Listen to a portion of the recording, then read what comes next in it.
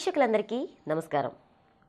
Municipal కమిషనర్గా సేవలందించి విశ్రాంత ఉద్యోగిగా ఉంటూ AP government of vigilance committee మెంబర్గా వర్క్ చేస్తూ bureau of Indian standards national mirror committee మెంబర్గా కూడా వర్క్ చేస్తున్న dynamic retired employee Chadalavada Haribabu గారు మనతో ఉన్నారండి. ఈరోజు కల్తీలకు సంబంధించి ఎన్నో విషయాలను ఆయన ద్వారా తెలుసుకుందాం.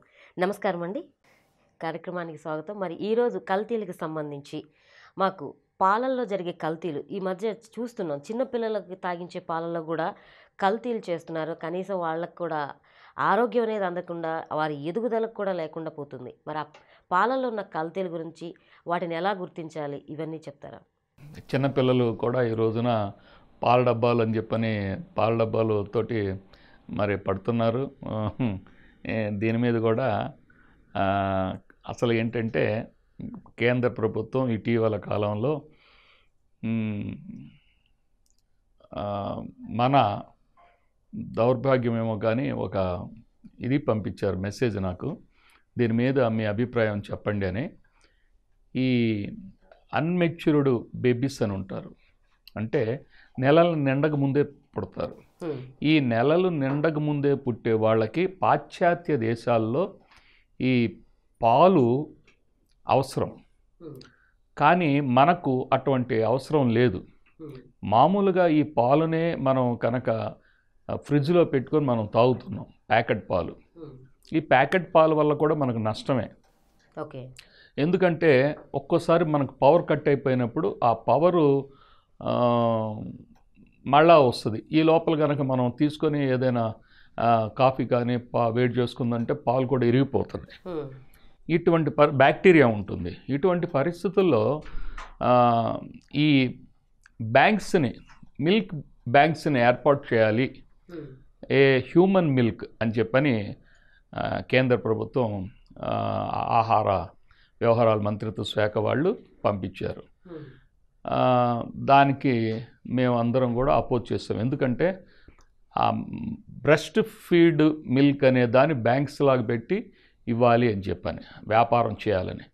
మన సంస్కృతికి అది తగ్గదు. రెండోది, ప్రిజర్వేషన్ చేసుకునే పద్ధతులు మనకు లేవు అంత ఇదిగా. కరెంట్ పోతే పవర్ సప్లై లేకపోతే ఏం చేస్తాం? అటువంటి పరిస్థితుల్లో బ్యాక్టీరియా కనుక దాడి చేస్తే మనం ఏం చేయగలుగుతాం? అది కనుక తీసుకుంటే ఎంతమంది ప్రాణాలకు పోతారు? దీనివల్ల ఆరోగ్యంను హెల్తీగా పక్కన పెడితే నష్టం ఎక్కువ జరుగుతుందని చెప్పని దీని మీద కేంద్ర ప్రభుత్వానికి మేము తెలియజేయడం జరిగింది, నిరసన. దాన్ని విరమించుకోవడం జరిగింది. లేకపోతే మనకు ఎక్కడ పడితే అక్కడ హ్యూమన్ మిల్క్, బ్రెస్ట్ మిల్క్ అనేది ఇతర దేశాలు ఉన్నాయి, మన దేశానికి అది తగదని చెప్పడం జరిగింది. అంటే ఆ ప్రిజర్వేషన్ చేసుకునే పద్ధతులు ఇక్కడ లేకపోవటమే మనకు కారణం. అది ఏ ఆడ మనిషి కూడా తన బిడ్డకి ఇచ్చుకోవాలనుకుంటుంది కదా తప్ప పాలు ఇంకొక బిడ్డకి ఇవ్వాలని ఉండదు. ఈ బిడ్డకే సరిపోవు కాబట్టి అని చెప్పని. సరే, కొంతమంది వ్యాపారస్తులు ఈ రోజుల్లో మనం తీసుకునే మిల్క్ అంటే పాలు కూడా కల్తీగా ఇంట్లోనే కుటీర పరిశ్రమలాగా తయారు చేయడం జరిగింది. మా గుంటూరు దగ్గర ఉన్న ఒక దాంట్లో కూడా మేము కంప్లైంట్ చేసాం అధికారులకి. అక్కడ వాళ్ళు తీసుకెళ్ళి ఈ మిల్క్ని తీసుకెళ్ళి తయారు చేసిన మిల్క్ని డైరీలో పోస్తున్నారు.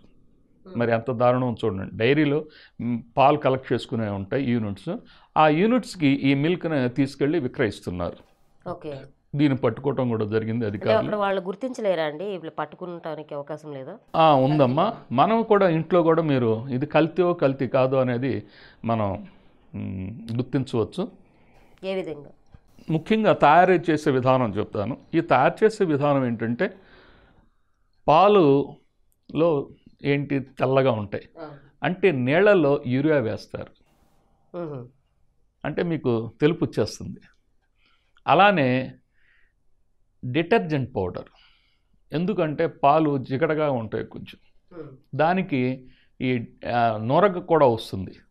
నొరగ రావడానికి ఈ detergent powder cheap quality oils జగటకి, పత్తి నూనె ఇట్లాంటి.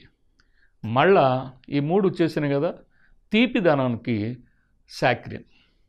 ఓకే, అప్పుడు మీరు చూడండి, పాలు యూరియాతో తయారు చేశారు, యూరియా కలిపితే తెల్లగా వస్తుంది, పౌడరు డిటర్జెంట్ పౌడర్ నొరగ వస్తుంది. మళ్ళానేమన్నా మీకు సాక్రిన్ తీపిగా ఉంటుంది, కొంచెం జిగటగా ఉండటానికి ఏమన్నా ఆయిల్, చీప్ క్వాలిటీ ఆయిల్స్, వీటితోటి పాలు తయారు చేస్తారు. ఇప్పుడు ఈ జాతరలు జరుగుతున్నాయి. రేపు జాతర ఒక 1,00,000 మంది, 10,000 మంది అనుకుంటాం, 20,000 మంది, 30,000 మంది వస్తారు. ఈ జాతరలో మనం ఒకేసారి అంత క్రౌడ్ వస్తే అంత మిల్క్ ఎక్కడి నుంచి వస్తుంది? ఓకే, గణాంకాల ప్రకారం చూసుకున్నా కూడా మనకు మన ఆంధ్రప్రదేశ్ కానీ లేకపోతే తెలంగాణ గణాంకాల ప్రకారం చూసుకున్నా కూడా పశు వృద్ధి అనేది లేదు. పశువృద్ధి లేదు. పశు సంపద ఉంటేనే మనకు ఇవన్నీ వచ్చేది పాలు.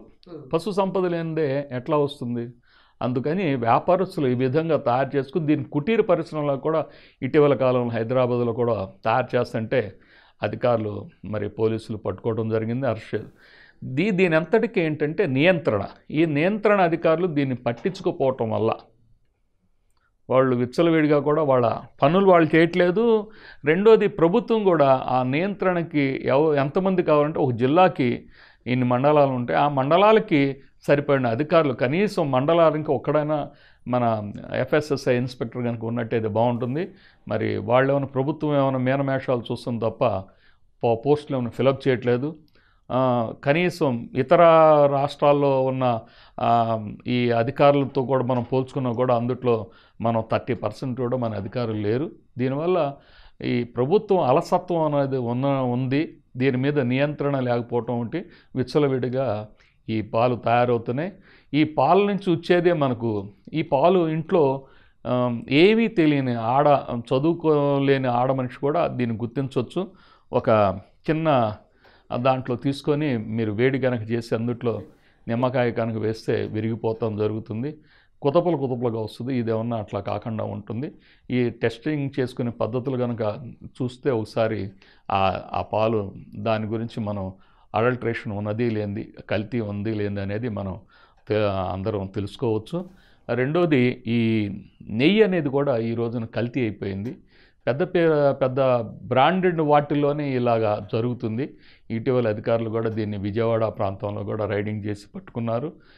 దీన్ని ఏంటంటే ఈ నెయ్యి ఎముకల చనిపోయిన జంతువుల ఎముకల నుంచి తీస్తున్నారు ఆయిల్. ఆ ఆయిల్ ఇందుట్లో మిక్స్ చేస్తున్నారు. దేవుడికి వాడే మన దీపారాధన దగ్గర వాడుతున్న నూనె కూడా పూజ అనే ఉంటుంది, అది కూడా కల్తీ. అది మన ఈ టొబాకో ఈనెల నుంచి తీస్తారు. మళ్ళా రైస్ బ్రౌన్ తోటి తయారు చేస్తున్నారు. మన పొట్టుతోటి, బియ్యపు పొట్టుతోటి నుంచి కూడా ఆయిల్ తయారు చేస్తున్నారు. ఇవన్నీ కూడా వాటితోటి ఉపయోగిస్తున్నారు. దేవుని దగ్గర కూడా మనం కూర్చొని దీపారాధన చేసుకునే పరిస్థితుల్లో కూడా లేవు. అది కూడా కల్తీగానే ఉంది. ఒక దేవుని దగ్గర కూడా కల్తీ నూనెతోనే మనం కల్తీ నూనెలతోటి దీపారాధన చేస్తూ వ్యాపారం చేస్తున్నారు. మరి ఇవన్నీ అరికట్టాలంటే మ్యాక్సిమం ఏం చేయొచ్చు? మ్యాక్సిమం ప్రభుత్వం విజిలెన్స్ కమిటీలను ఏర్పాటు చేయాలి. విజిలెన్స్ కమిటీ ఏర్పాటు చేయటం లేదు. ఆంధ్రప్రదేశ్లో ఏర్పాటు చేసినా కూడా ప్రతి 3 నెలలకు ఒకసారి అధికారులు జిల్లా స్థాయిలో మీటింగ్ జరగాలి. ఆ మీటింగ్ జరపట్లేదు. మీటింగ్ జరిగిన దాన్ని ఇంప్లిమెంట్ కూడా చేయాలి. ఎన్ని కేసులు ఫైల్ చేశారు ఏంటి అనేదాన్ని అధికారుల మీద కనుక బాధ్యతగా వాళ్ళు కనుక బాధ్యతగా ఉండాలి. మనం కూడా ఎందుకు చేయలేదు అని చెప్పని, ఇది ఇట్లా జరిగింది అని చెప్పని ప్రశ్నించే తత్వం అనేది వినియోగదారుల్లో ప్రతి మనిషిలో కనుక వస్తే అధికారులు ఈ నియంత్రణ అనేది చేస్తారు. థ్యాంక్ యూ అండి, థ్యాంక్ యూ సో మచ్ అండి. పాలల్లోనూ నెయ్యిలోనూ ఎటువంటి కల్తీలు జరుగుతాయి, ఎట్లా గుర్తించాలని వివరించినందుకు. మరి ఈ వీడియో కనుక మీకు నచ్చినట్లయితే లైక్ చేయండి, షేర్ చేయండి, సబ్స్క్రైబ్ చేయండి. నమస్కారం.